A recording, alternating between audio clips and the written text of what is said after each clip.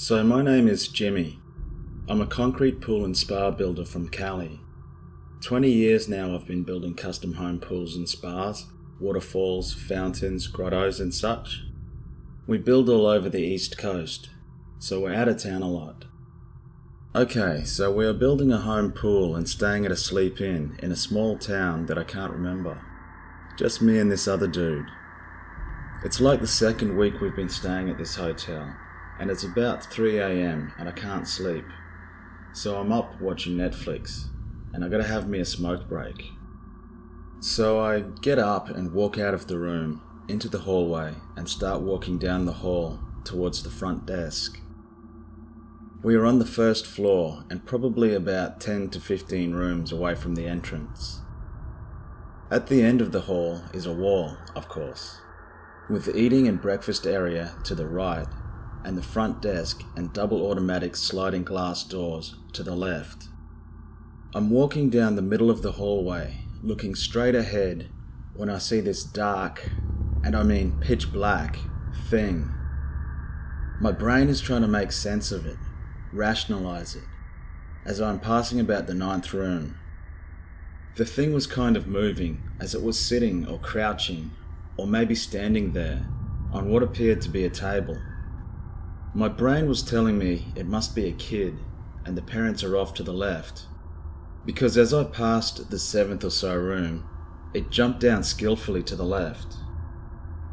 Like I said, my brain was trying to rationalize the situation. My first thought was, this is a kid wearing all black with no face and dreadlocks that went past its feet.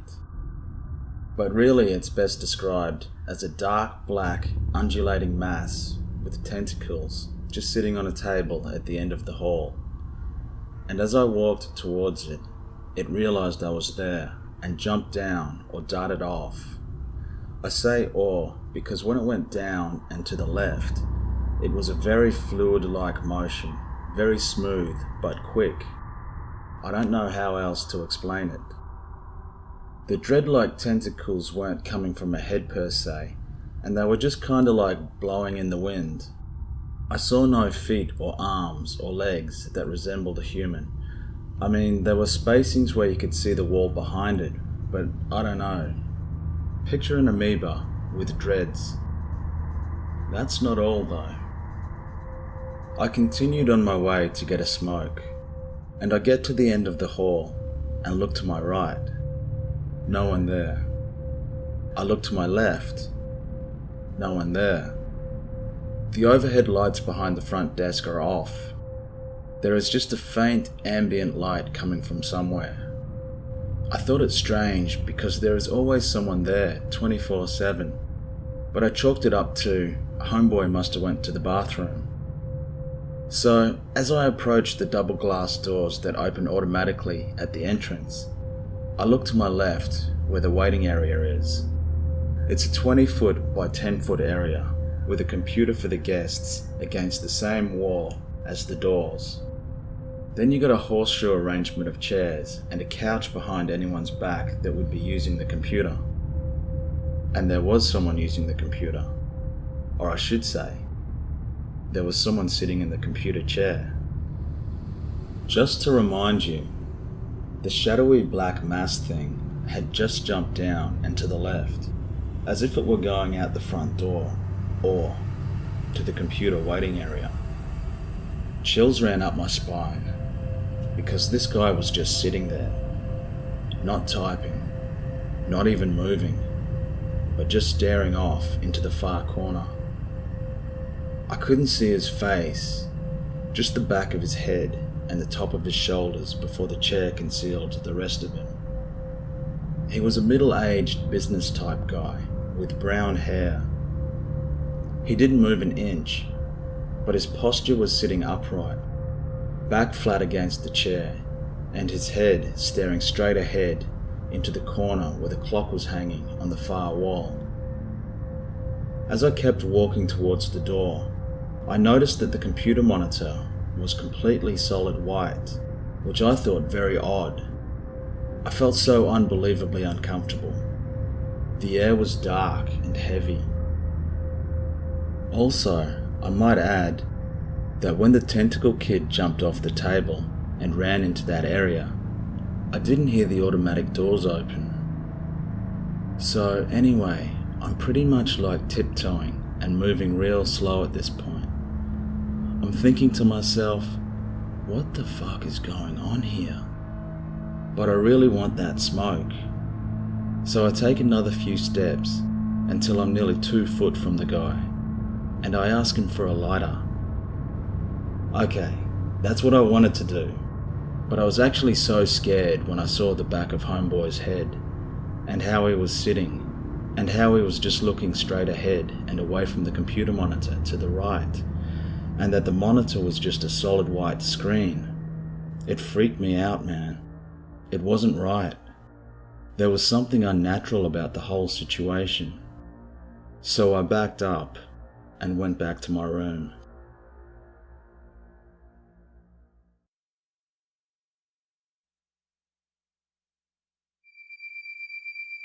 When I was younger, around 9 or 10 years old, I lived in a ranch-style home with my mum and grandma.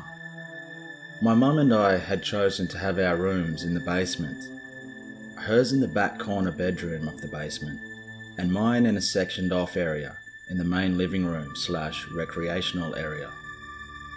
One night in particular, I remember playing with my Legos when I happened to look up at my mum's bedroom door. As I looked through that dark door, it became more and more apparent that there was something there.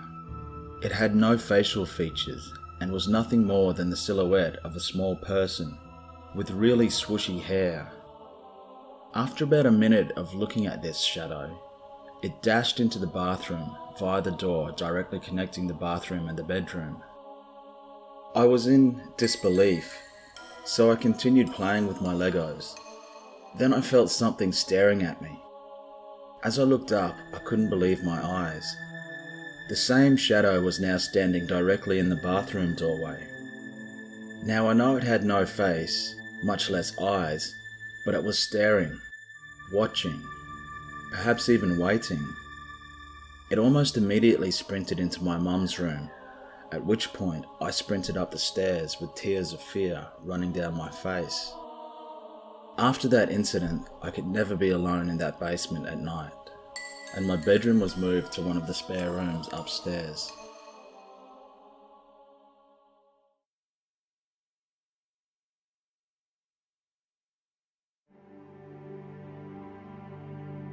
When I was in grade 6, as I recall, about 11 years old, I was invited to a barbecue at a local park by a fellow classmate. I live in Las Vegas, so parks tend to consist of a playground, an adequate grass field for sports, and a walkway surrounding it. This particular park happened to be surrounded by a 6 to 7 foot brick wall all around, except at the front of the park, which led to the street, and a single doorway-wide entrance opposite to that in the back, which led to a neighbouring apartment complex. After a day of playing as most kids tend to, it was time to go home. We were tasked with collecting all of my friends' younger brothers and sisters. There were 4 of us same-aged kids, actively looking for about 7 or so younger children.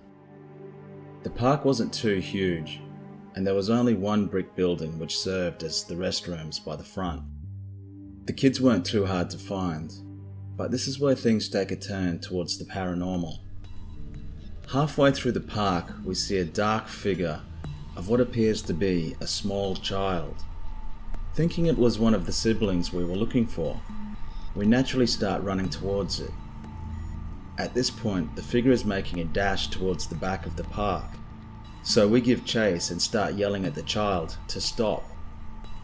As this dark, black-coloured figure is reaching the end, the spookiest thing I have ever seen in my life ensues next.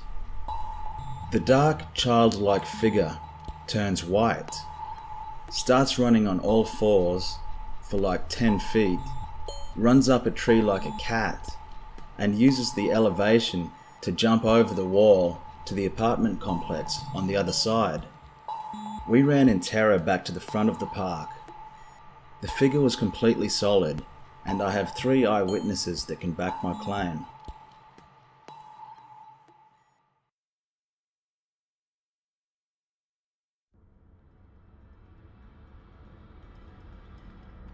I'm parked in the woods, standing with friends by my truck.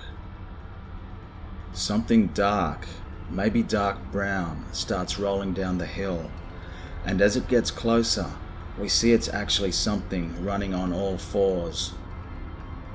Thinking it's a bear, and with a general feeling of discomfort, we jump in the truck and I'm heading off down a dirt mountain road. About a mile further, I hit the brakes. Looking in my mirror, the brake lights reveal that this thing is still right behind us, now on 2 legs, and now it's white, not brown. I gun it, and it gets back down on 4 legs and keeps up with us to about 40, and it stops when we finally hit pavement. I blew a tyre and drove another 5 miles on the rim until I was far enough away not to feel threatened anymore. We never figured out what the hell it was, but it scared the bejesus out of us. One friend sat in the truck clutching a shotgun and wouldn't even get out so we could change the tyre.